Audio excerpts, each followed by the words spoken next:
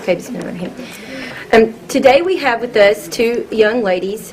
This is Neda. She's going to embrace Islam, and this is the young lady that helped her to find Islam, and her name is Yasmin. Yasmin, can you just tell us briefly how it is that you met Nady and how she became interested in Islam, and what you shared with her that helped her to become on this journey of finding Islam?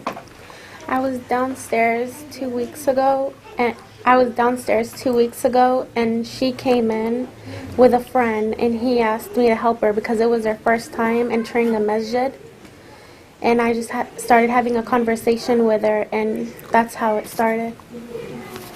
What did you feel at that time was the most important thing to share with her, or what were some of the questions that she had? She was asking to show her around the masjid and how to pray and explain stuff to her, and that's what I did. Well, I'm sure that you will be getting a lot of reward for that, and I'm sure that Nady is very grateful to you for your time. Nady, what was it that made you decide to become a Muslim or to become interested in the religion of Islam? Well, I had some friends that are Muslim, and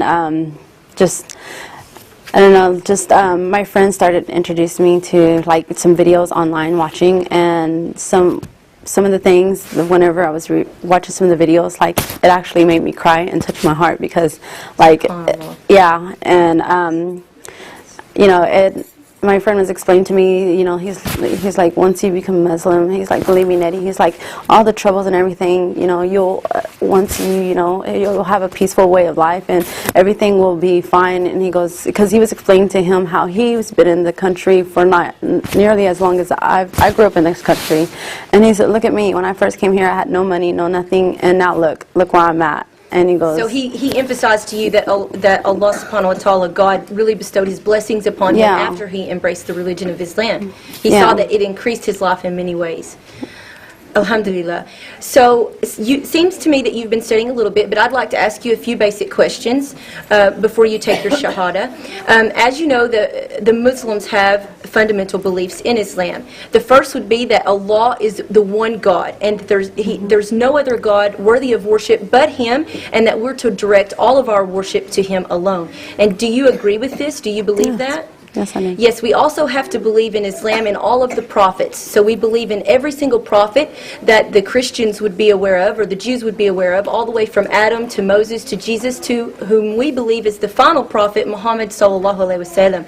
And there will be no more prophets after him. Yet, like the Christians, we're waiting for the Messiah, Jesus, the Christ, to return again. Do you believe in this also? Yes. Yes, as Muslims, we also believe in the angels, that they're around us, although we can't see us, and they perform certain duties that they're ordered to perform by God or Allah. Do you believe in this also? Yes. Do you also believe in the books? Because as Muslims, we do believe that the Quran is the final revelation of God. However, we also believe in the earlier scriptures also. We believe in the Torah, which was given to Moses. We believe in the Psalms of David, which was given to Prophet David. And we also believe in the Injil, or the Gospels, that were given to Jesus Christ. And then, of course, finally, the Quran. Do you believe in all these books? You believe they're revelations from God? Yes. Yes. Also, as Muslims, we must believe in the predestiny of Allah. This means that everything is written before it happens, and that God alone with Him is the knowledge of all things. And you believe in this as well? Yes. One last final thing that we really must believe in is the Day of Judgment, Yom el-Qiyamah. We have to believe as Muslims that every single person is accountable for the deeds that they do in this life, and nobody, no man, no person can take the burden of that sin away from them. Yet they will have to answer to Allah on the Day of Judgment. Do you believe in this also? Yes. Then I would like to give you your Shahadah. Actually, you can do it if you wish. And just say it slowly for her. Ashhadu Anna la ilaha illa Allah. This means that there is no God worthy of worship except for Allah, alone, without any partners. Wa ashhadu anna Muhammad Rasul Allah. And this means that you believe that Prophet Muhammad, peace be upon him, is the last and final messenger. And by saying this statement, you believe in the message he brought, which we discussed before, all of those points, is the message of Prophet Muhammad sallallahu alaihi wasallam. Takbir! Allahu Akbar! Takbir! Allahu Akbar! Takbir! Allahu Akbar!